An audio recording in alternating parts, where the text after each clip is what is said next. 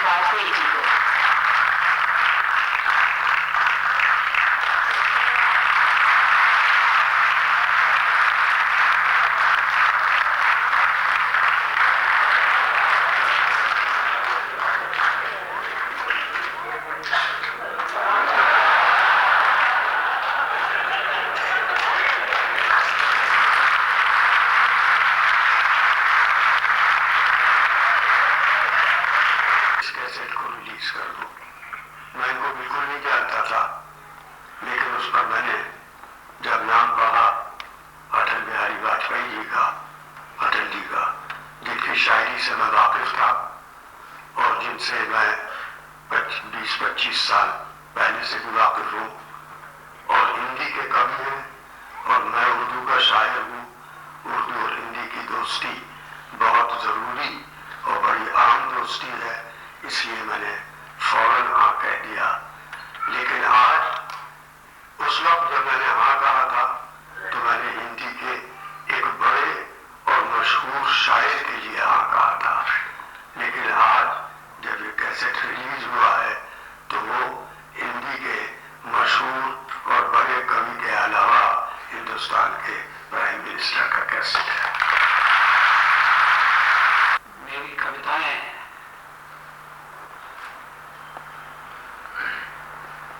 कभी गीत का रूप लेकर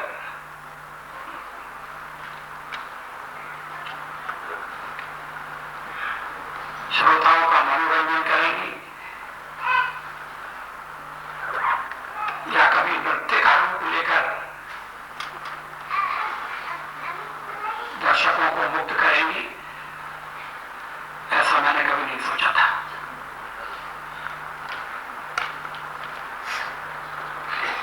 कविताएं मेरी छपेंगी या नहीं छपेंगी इसका भी भरोसा नहीं था।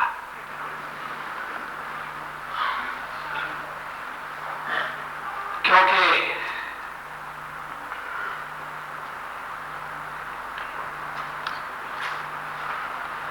कविता के क्षेत्र में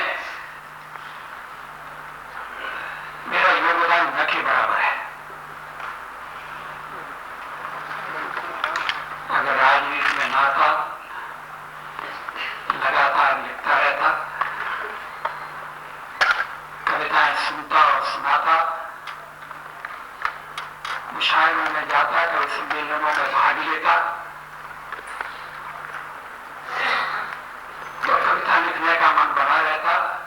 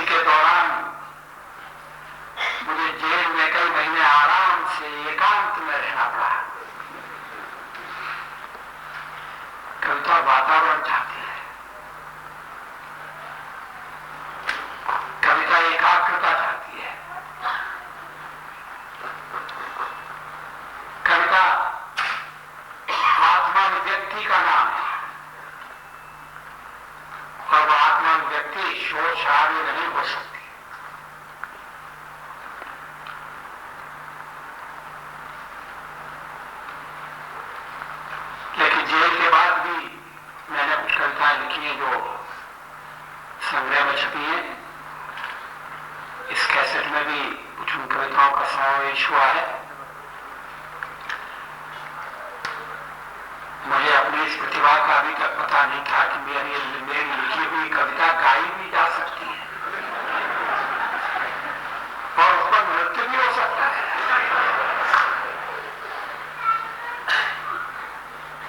राजनीति में उंगलियों पर नचाने की कोशिश होती है।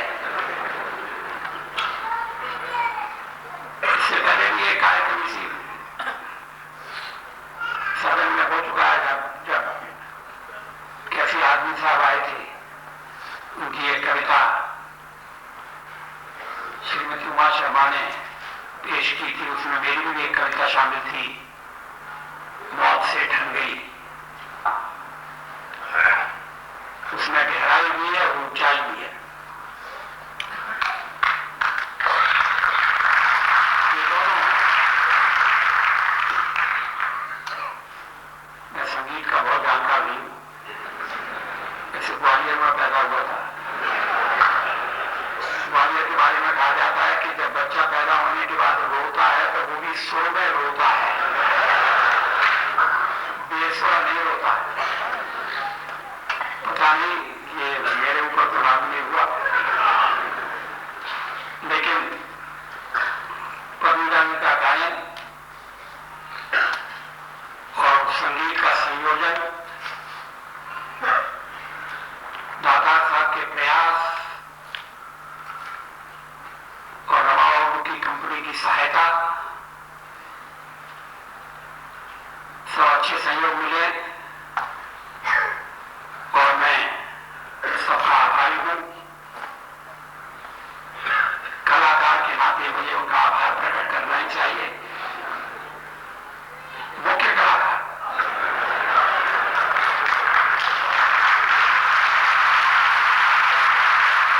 मैं सबका आभारी हूं, रमाबाबू का, इसीलिए ग्रामोफोन कंपनी चल गई। दादा साहब सबसे अधिक हमारे बधाई के पात्र हैं। उन्होंने इस कार्यक्रम का आयोजन किया।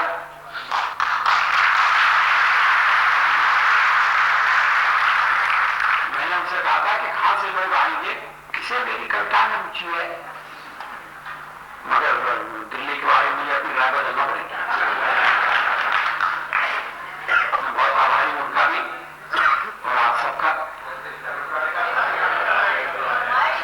कविता है नहीं,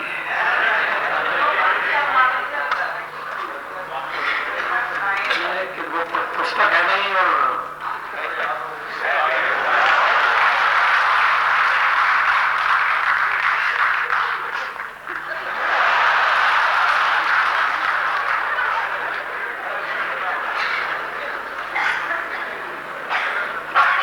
अपने ही मन से कुछ बोले।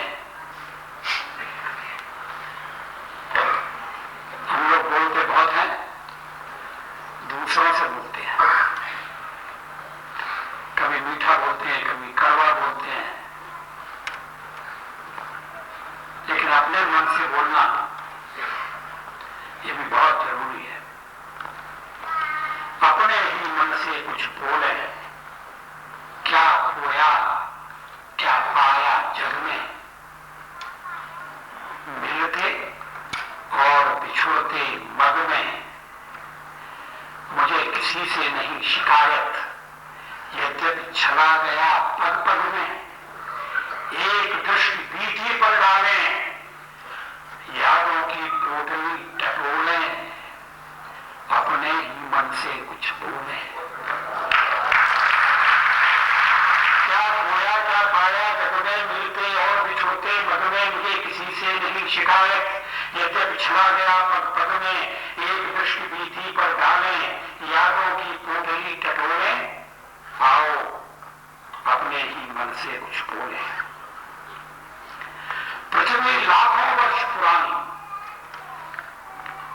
पृथ्वी लाखों वर्ष पुरानी, जीवन एक अनंत कहानी।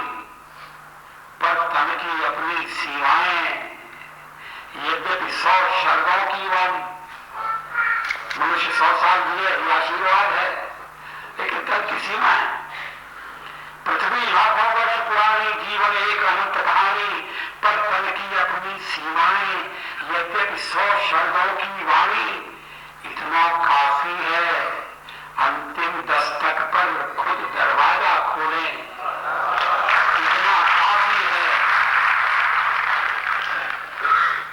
इतना काफी है, अंतिम दस्तक पर खुद दरवाजा खोलें, अपने ही मन से कुछ बोले। जन्म मरण का अविरत फेरा, जन्म मरण का अविरत फेरा, जीवन बंजारों का डेरा, आज यहाँ कल कहाँ कूच है, कौन जानता किधर सवेरा, अंधियारा आकाश सीमित, अंधियारा आकाश सीमित, प्राणों के पंखों को तोड़े, अपने ही मन से कुछ बोले। धन्यवाद।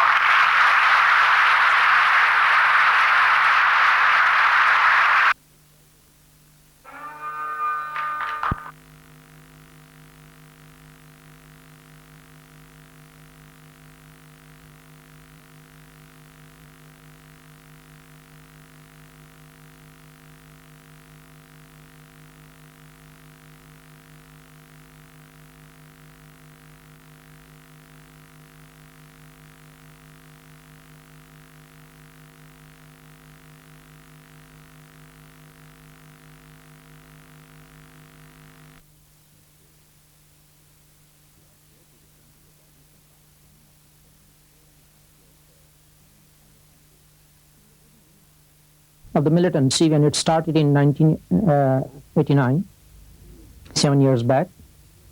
The militant strategists believed that there should be a number of groups, if not many, there should be a dozen groups in the fields, so that if one group is busted and liquidated by Indian security forces, the others will be there in the field to assert.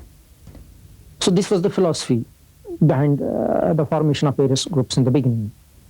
But ultimately, it was perhaps the self-aggrandizement or the group particularism of the militant outfits which prevailed on the spirit to struggle for freedom. That is why we had to witness a scenario of the infighting here. A sorry state of affairs, of course, absolutely deplorable. As a militant commander, I crossed to that side along with 10 militants in the month of November 1990. After having spent 16 months here in underground life as a militant, the purpose of crossing to that side was to forge unity among the militant outfits, and I ultimately succeeded in doing so. I formed United Jihad Council of 18 militant organizations, of which Hizbul Mujahideen, JKLF, my Operation Balakot and others were very much constant units. And of this United Jihad Council, I was the first chief. We formed the manifesto and constitution of the form of the front. Unfortunately, with the joint connivance of a few militant organizations and some friends on the other side of the ceasefire line, that United Jihad Council got split into two parts. The one was headed by Ali Muhammad Dar from Hizbul Mujahideen. He was the chief of that United Jihad Council. And the remaining faction was headed by this humble self. It is true that my United Jihad Council